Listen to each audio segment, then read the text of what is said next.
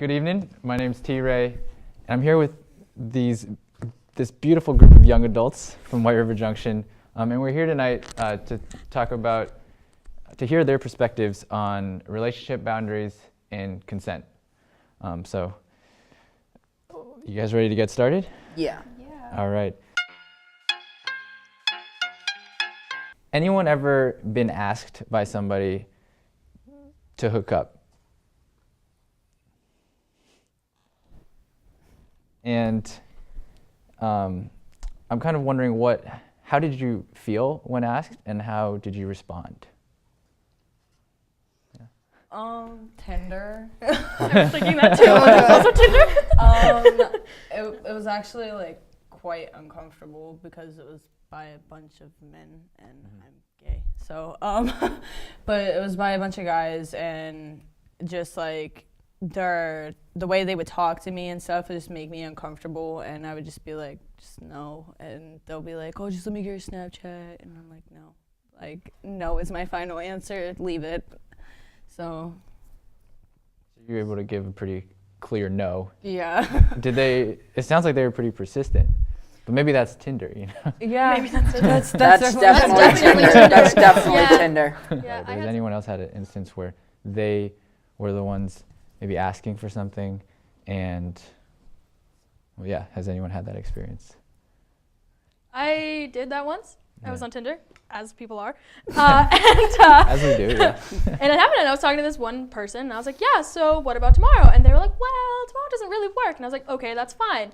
So I would just, we were friends, and we were talking about it, and we just like kept talking about it, and they kept putting it off, and I went, okay, this person's not into me. I got it. So then I just moved on.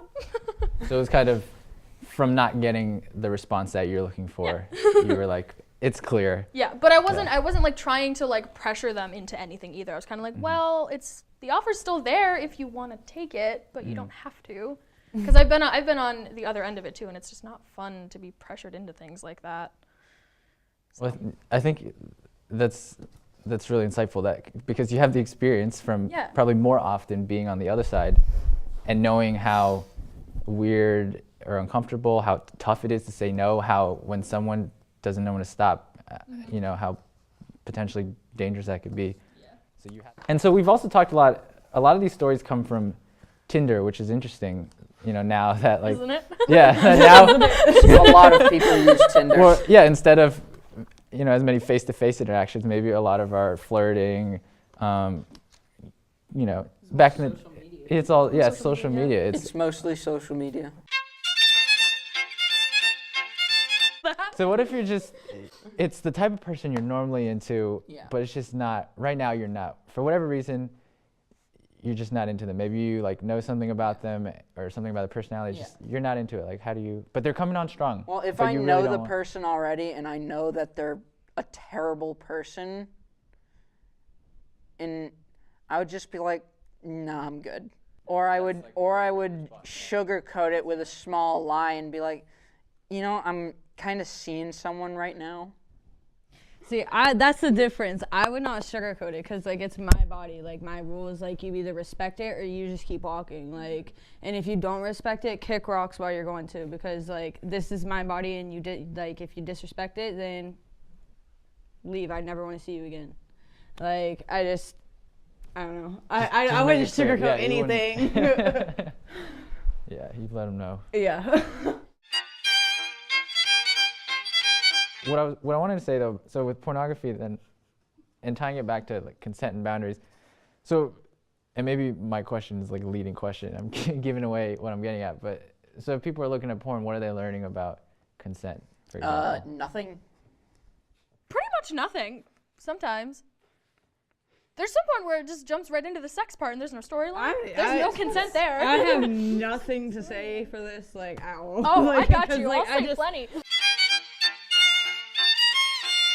Since we're starting to talk about substances, but I wanted to ask a question about substances that is a little different, and that's how does consent work when you're under the influence? So I guess I have a question for you guys first. So is it